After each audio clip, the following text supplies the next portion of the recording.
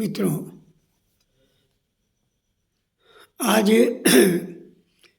हिंदी दिवस है और ये हिंदी दिवस हर वर्ष हम सबको याद दिलाता है कि आपकी जो मातृभाषा है वो हिंदी है। इसका मनाना इसलिए ज़रूरी है कि जब बार बार हम कोई चीज़ कहेंगे तो निश्चित रूप से वो अपना स्थान बना लेंगे और यही हिंदी के साथ हुआ। हिंदी को जो मैं समझने लगा और पढ़ने लगा तो मैंने देखा कि इलाहाबाद जैसे शहर में हिंदी के वर्चस्व का बोलबाला था। एक तरफ सूर्यकांत त्रिपाठी निराला जी थे, जो दारागंज में रहते थे, और दूसरी तरफ पंडित सुमित्रानंद पंत थे, जो स्टैनली रोड पर रहते थे, और तीसरी महादेवी वर्मा, जो अशोकनगर में रहती थी। तीनों के तीन कोने थे। लेकिन इन तीन महाकवियों ने हिंदी को बहुत समृद्ध किया और उनके नाम से जाना जाने लगा कि इलाहाबाद साहित्य का मक्का है। और उसके बाद डॉक्टर धर्मी भारती आए, डॉक्टर लक्ष्मीकांत वर्मा हुए, डॉक्टर सत्यप्रकाश मिश्र हुए, डॉक्टर राम कुमार वर्मा हुए, डॉक्टर रघुवंश हुए, दूधनाथ सिंह जी हुए, इलाचंद जोशी हुए, और उपेंद्रनाथ अश्क और फिराक गोरखपुरी ने भी जो काम किया वो इलाहाबाद का शहर मक्का कहा जाने लगा। और उसके बाद की जो पीढ़ी आई, देखिए दो धाराएं वहाँ से निकली हैं। पहली छायावाद की धारा और दूसरी नई कविता की धारा। डॉक्टर जगदीश गुप्त जैसे महाकवि ने नई कविता की नई व्याख्या की। बीडीएन शाही साहब ने किया, डॉक्टर लक्ष्मीकांत वर्मा ने भी किया। इन लोगों ने एक नई धारा को जन्म दिया और मैं जहाँ तक समझता हूँ आज भी नई कविता पूर्ण रूप से विकसित होकर सभी नए कवियों में व्याप्त हो गई है। और नरेश मेहता हुए, अमरकांत जी जैसे कहानीकार हुए, अजीत पुष्कर जी भी हुए। बहुत से ऐसे नाम हैं जिनको मैं इस समय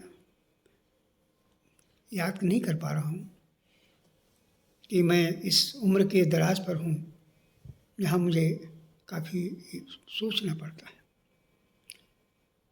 मेरे साथियों में सुनील श्रीवास्तव जैसे कहानीकार थे, अब्दुल बिस्मिल्लाह भी थे, और मेरे बड़े भाई अजामिल भी थे, और कृष्ण कुमार मालवीय भी थे, जिन्होंने मेरे समय के काल में इन्होंने बहुत काम किया। हिंदी को समृद्ध करने के लिए जो प्रयास किया है, ये हमेशा इतिहास गाया जाता रहेगा। तो आप समझ गए होंगे कि हिंदी की शुरुआत, हिंदी खड़ी बोली की शुरुआत इलाहाबाद शहर से हुई। वही एक ऐसा शहर है जहाँ पर खड़ी बोली में लिखा पढ़ा जाने लगा, जहाँ तक मेरा अपना ख्याल है। वैसे तो काफ़ी दावेदार हैं और काफ़ी इस पर सब सम्मति रखते हैं, लेकिन इन नामों से और इस खड़ी बोली के प्रवाह से आज हिंदी समृद्ध हो चुकी है। अगर कोई व्यक्ति चाहे कि मैं हिंदी की सारी पुस्तकें पढ़ लूँ तो मुझे लगता है कि शायद उसे पढ़ते ही 50 साल लग जाएंगे, इतनी समृद्ध है हिंदी। ऐसी समृद्ध हिंदी को याद करना हम सबका परम धर्म है, क्योंकि ये मातृभाषा है। इस मातृभाषा के प्रति मैं अपने इस हिंदी दिवस के अवसर पर सभी अपने प्रेमियों, सभी भारतीयों को नमन करता हूँ। आइए मैं एक आपको अपनी कविता सुना रहा हूँ, हिंदी भाषा में ही। हिंदी भाषा पर ही हमने लिखा है। उसका शीर्षक है अनुपमेय भाषा। अनुपमेय भाषा। हिंदी मेरी अनुपमेय भाषा, जिसमें राम रहीन महान बने।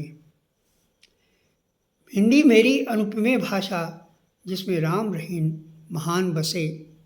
दर्पण सी सत्यता, तुलसी जैसे भक्त हुए।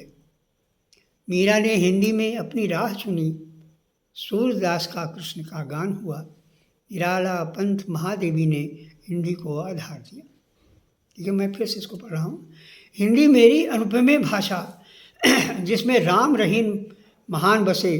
दर्पण सी सत्यता, तुलसी जैसे भक्त हुए। मीरा ने हिंदी में अपनी राह चुनी, सूरदास का कृष्ण गान हुआ। निराला पंथ महादेवी ने हिंदू को आधार दिया। अब देखिए आगे। सुशील निठल्ला कूद पड़ गया। सुशील निठल्ला कूद गया हिंदी आकाशीय सागर में। बस डूब गया सो डूब गया, चैन कहाँ किस भाषा में। प्रकृति वैभवी हिंदी भाषा, अदम्य अद्भुत मान हुआ। झांसी की रानी कूदी, सुभद्रा ने गान किया। एक जलजला चला देश में। लोहिया हिंदी के लिए लड़े बहुत, और राजर्षि मदन मोहन ने हिंदी का संघर्ष किया। मैंने अपने को निठल्ला इसलिए कहा कि आज भी मैं हिंदी का विद्यार्थी हूँ, और ऐसा विद्यार्थी हूँ जो तोतली भाषा में बोलता है। मैंने अपने को कभी इस ऊंचाई पर नहीं सोचने की कोशिश की। मैं सोचता हूँ वही पंथ, निराला, महादेवी, इलाचंद जोशी, नरेश मेहता, जगदीश गुप्त के बीच ही जी रहा हूँ। तो ये सब बड़े बड़े जब मेरे सामने रहते हैं तो मैं बहुत छोटा रहता हूँ। ये जीवित हैं और मेरे हृदय में जीवित हैं। ऐसा नहीं मैं इनकी जीवंतता को अस्वीकार कर रहा हूँ। ये मेरे हृदय में जीवित हैं। जब मैं किसी रचना को लिखने चलता हूँ तो कभी पंथ दिखाई पड़ते हैं, कभी महादेवी जी सामने आ जाती हैं, कभी निराला जी का व्यक्तित्व आ जाता है, और कभी इलाचंद जोशी का कथाकार के रूप में आ जाते हैं। तो उसी पर मैंने लिखा कि ये बड़े बड़े महापुरुष थे जिन्होंने हिंदी को आधारशिला तैयार किया। सुशील निठल्ला कूद गया। मैं भी अपने हाई स्कूल इंटर के बाद मैंने अंग्रेजी छोड़ दी पढ़ना। मेरे घर वाले बहुत नाराज़ हुए, नौकरी नहीं मिलेगी, ये नहीं मिलेगा। हमने कुछ भी हो, मैं पढ़ूंगा तो हिंदी पढ़ूंगा, अंग्रेजी नहीं पढ़ूंगा। इसलिए मैं निठल्ला भी कह रहा हूँ। और आज दिन तक आपको बता दूँ, ये मेरी कोई कमज़ोरी नहीं है। मैं निर्भीक होकर के कहता हूँ, मैं हिंदी का सेवक हूँ। सुशील निठल्ला कूद गया हिंदी आकाशीय सागर में। बस डूब गया सो डूब गया, चैन कहाँ किस भाषा में। मुझे और किसी भाषा से चैन कभी नहीं मिला। मुझे हिंदी जब मैं पढ़ता हूँ, लिखता हूँ, तो मुझे अपार चैन मिलता है। प्रकृति वैभवी हिंदी भाषा, अदम्य अद्भुत मान हुआ।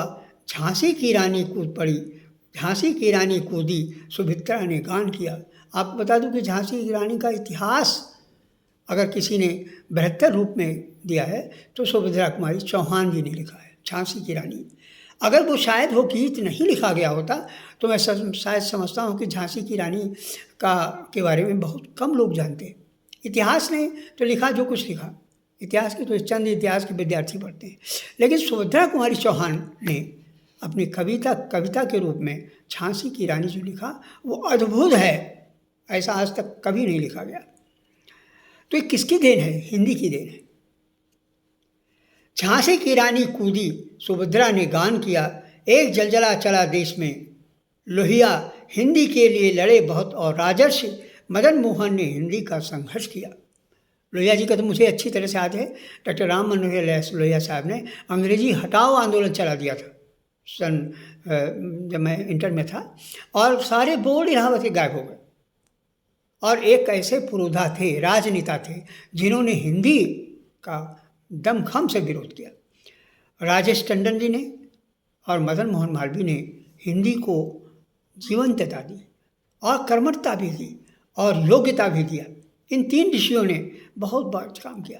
आपको बता दें, पंडित श्रीनाथ चतुर्वेदी ने में भी बाद में चलकर शुरुआत से ही उन्होंने हिंदी का प्रचार प्रसार भी इलाहाबाद में किया, फिर लखनऊ में किया और पूरे उत्तर प्रदेश में उत्तर प्रदेश हिंदी साहित्य सम्मेलन बनाकर हिंदी का कार्य किया। लोहिया हिंदी की लड़े बहुत और राजर्षि मदन मोहन ने हिंदी का संघर्ष जिया। भारतीय फलक पर जन जन ने हिंदी भाषा को अग्रता दी। बहुत बड़ी हिंदी विश्व में श्रेष्ठ हुई, खूब बड़ी हिंदी में विश्व में श्रेष्ठ हुई। हम सब हिंदी भाषी हैं, हम सब हिंदी भाषी हैं, मान बढ़ाने जन्म लिया। हम सब हिंदी भाषी हैं, मान बढ़ाने जन्म लिया। ये मूलभूत अधिकार मेरा कोई छीन न पाएगा। ये मूलभूत अधिकार मेरा कोई छीन न पाएगा। जय हिंदी जय भारत देश, इसका बच्चा बच्चा सोना कहलाएगा। जय हिंदी जय भारत देश, इसका बच्चा बच्चा सोना कहलाएगा। चहुदिस फैल रही हिंदी माँ, गोदी में ले बागवा के चितेरे हैं हम सब। चहुदिस फैल रही हिंदी माँ, गोदी ले बागवा के चितेरे हैं हम सब। जय हिंदी जय नागरी, जय हिंदी जय नागरी।